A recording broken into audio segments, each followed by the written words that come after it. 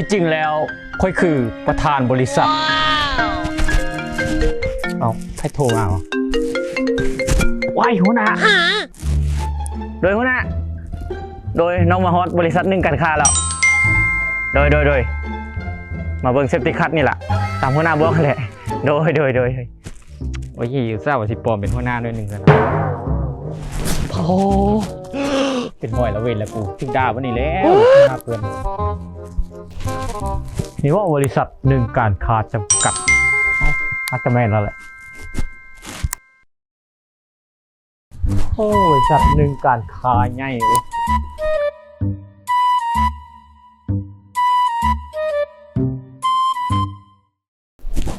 สบายดีเจ้าสบายดีเจ้าอันมาเบิ้งเซฟตี้คัทตามที่ล่มกันไว้ครับเซิร์นเลยได้เสียข้อมูลละเอียดเจ้าเซิร์นเจ้าขอบใจหลายโอ้เซิร์นทั้งนี้ได้เจ้าเสียข้อมูลเจ้า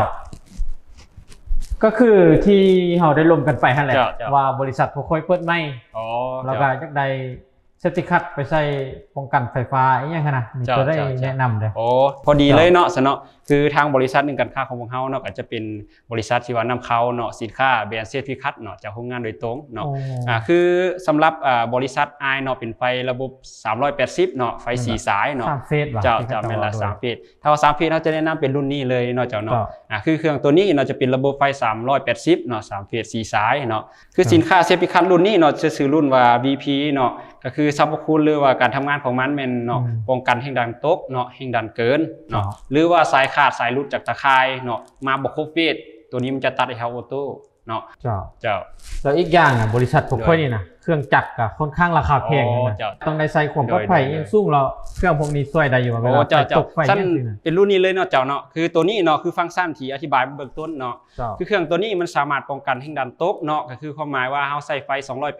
380เนาะหาไว้แห่งดันเกิน380หรือมาตรฐาน340ปลายเนาะตัวนี้มันจะตัดให้เฮาออโต้เลย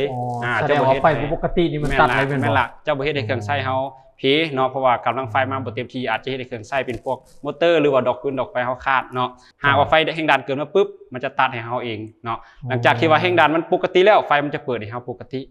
แล้วถ้าเขาอยากได้ไปใส่เฮือนดิต้องเป็นรุ่นได้เจ้าถ้าว่าเป็นใส่เฮือนเนาะจะเป็นรุ่นน้อยนี้เนาะจะเป็นระบบไฟ200ซาวเนาะก็จะเป็นตู้แบบนี้เนาะแล้วจะมีลูกสกิทคุมเนาะและก็จะมีตัว VP เนาะก็คือตัวตัดแห่งดันเกินหรือว่าแห่งดันตกคือกับตัวใหญ่นี้เนาะการทำงานคือกันเลยเนาะการป้องกันไฟฟ้าช็อตคนบอลหรือไฟฟ้าหัวเนาะไฟฟ้าลัดวงจรก็ถือว่าอยู่ในครบตัวเดียวกันช็อตคนก็ได้หรอเป็นหลักพอดีเลยเพราะว่าเฮือนค่อยมีลูกน้อยขนาดจะเป็นหลักเป็นแง่ไปเสียบแสดงว่าตัวนี้เซฟตี้ให้ได้เป็นหลักถ้าว่ากรณีว่าเด็กน้อยเอามือไปแง่ปักเสียบหรือว่าไฟหัวออกจากตู้ซักผ้าบอหรือว่าตู้เย็นที่ว่ามีความซุ่มเนาะเฮ็ดไฟหัวตัวนี้มันจะตัดให้เฮาออโต้สุดยอดคักไล่เจ้าแสดงว่า